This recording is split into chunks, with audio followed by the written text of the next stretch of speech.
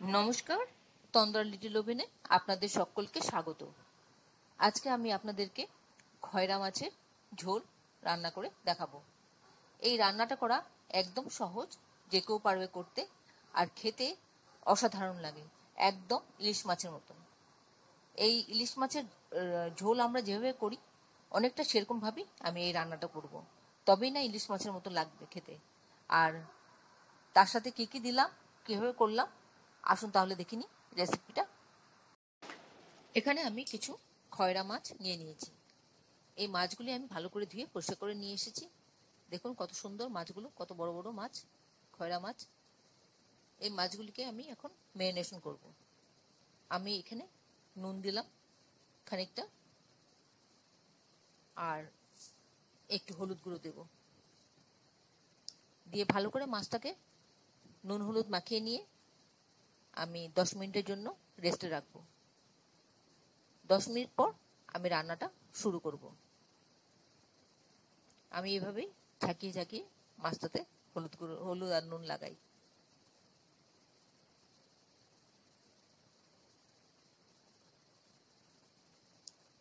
আর এখানে লাগবে বেগুন। বেগুনটা আমি এরকম লম্বা লম্বা করে কেটে নিয়েছি। আর কাঁচা লঙ্কা নিয়েছি। এই রান্নাটাতে কোনো শুকনো লঙ্কা গুঁড়ো পড়বে না। কড়াতে তেল দিয়ে দিলাম, সর্ষের তেল। রান্নাটা সর্ষের তেলে অবশ্যই হবে। তেলটা গরম হলে আমি মাছগুলি দিয়ে ভেজে নিচ্ছি। খুব কিন্তু কড়া করে মাছটা ভাজবো না, মোটামুটি করে ভাজবো। খুব কমও ভাজবো না, আবার খুব বেশিও ভাজবো না। মোটামুটি মাছটা ভাজা হয়ে গেলে আমি তুলে নেব। এই মুহূর্তে আপনারা কে কোথা থেকে আমার এই রেসিপিটা দেখছেন প্লিজ একটু কমেন্ট বক্সে কমেন্ট করবেন, আমার তাহলে খুব ভালো লাগবে। আর নতুন কোনো বন্ধু প্রথমবার আমার চ্যানেলটাকে দেখে থাকলে আপনাকে একটা বিগ হাগ জানাচ্ছি। চ্যানেলটাকে সাবস্ক্রাইব করে নেওয়ার জন্য অনুরোধ রইল। পাশে বেল আইকনটা অ্যাক্টিভেট করে নেবেন, যাতে পরবর্তী আমার সমস্ত রেসিপির নোটিফিকেশন সবার আগে আপনার কাছে এসে পৌঁছয়। আর আপনি যদি ফেসবুক থেকে দেখে থাকেন তাহলে ফলো অপশনটা ক্লিক করবেন আর একটা লাইক দেবেন, তাহলে আপনি আমার সাথে জুড়ে যাবেন। আপনি আমার সাথে জুড়ে গেলে আমার সমস্ত রেসিপির নোটিফিকেশন সবার আগে আপনার কাছে এসে পৌঁছবে।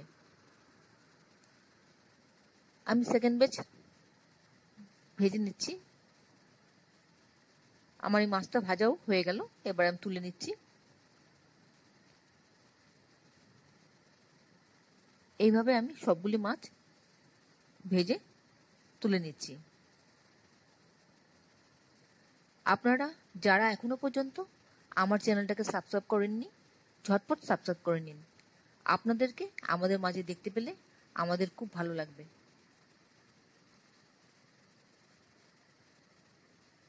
খানিকক্ষণ এইভাবে মিডিয়াম ফ্লেমে মাছগুলি ভেজে আমি তুলে নেব।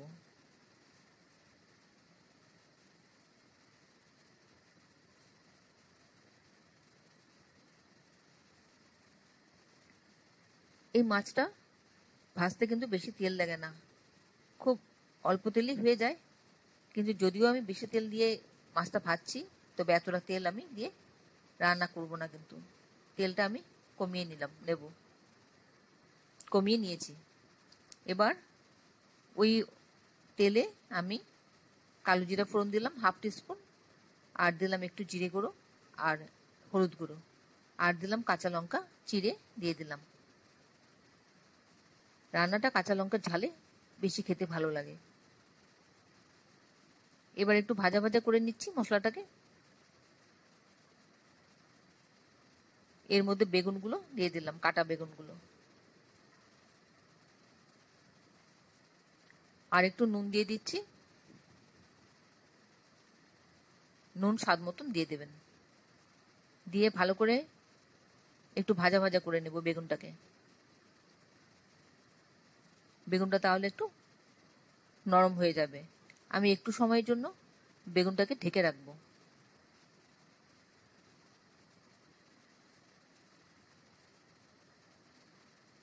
এক মিনিটের জন্য, 1 মিনিট বাদে ফিরে আসলাম।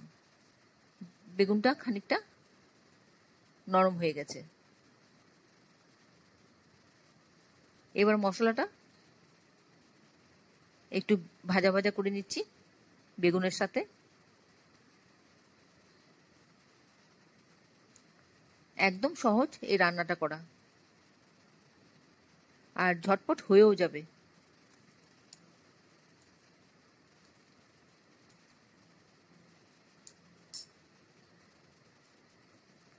মশলাটা মোটামুটি ভাজা ভাজা আমার হয়ে গেছে।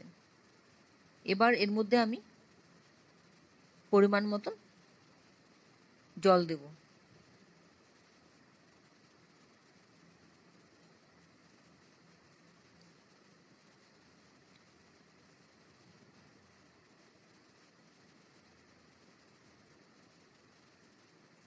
এবার ফ্লেমটাকে একটু হাই করে দিচ্ছি যাতে তাড়াতাড়ি ফুটে ওঠে।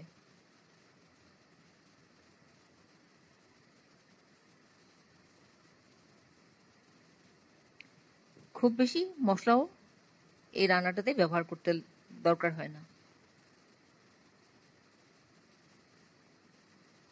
এবার ফুটতে আরম্ভ করেছে।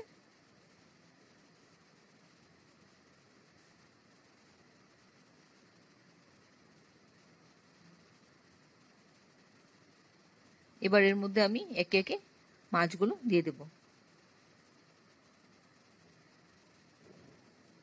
ভাজা মাছগুলি দিয়ে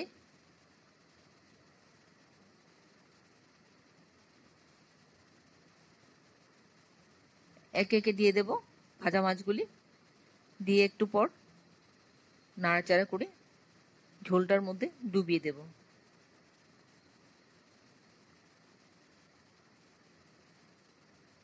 খুব সুন্দর গন্ধ কিন্তু বেরিয়েছে ইলিশ মাছের মতন। বেশ ভালো লাগে খেতে এই মাছটা।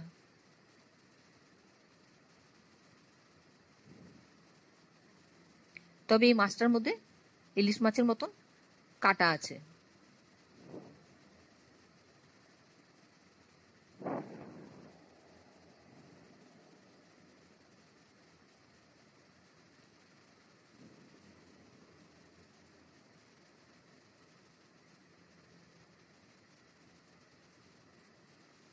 মাছগুলো একটু উল্টে পাল্টে দিচ্ছি যাতে ওপিঠটাও একটু ফুটে যায়।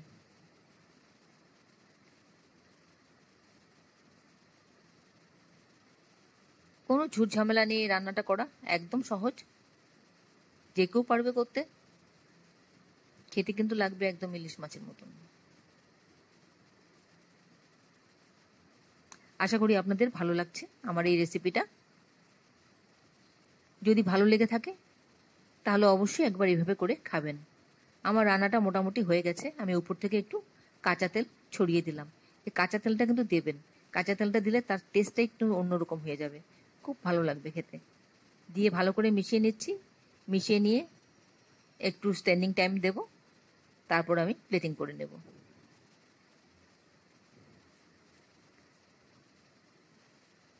খেয়ে যদি ভালো লাগে আপনাদের তাহলে একটা লাইক দেবেন, বন্ধুদের সাথে অনেক অনেক শেয়ার করবেন, আর যাতে অন্যরাও এই রান্নাটা করে খেতে পারে। এতক্ষণ ধৈর্য ধরে আমার এই রেসিপিটা দেখার জন্য আপনাদেরকে অসংখ্য অসংখ্য ধন্যবাদ।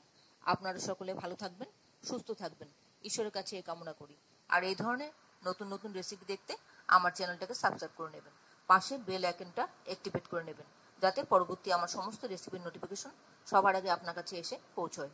আর যদি আপনাদের কোনো প্রশ্ন থাকে আমার এই রেসিপি সম্পর্কে তাহলে অবশ্যই কমেন্টসে জানাবেন, আমি আপনাদের প্রশ্নের উত্তর দিয়ে দেবো। তাহলে আসি বন্ধু, আবার দেখা হবে, ভালো থাকবেন, নমস্কার।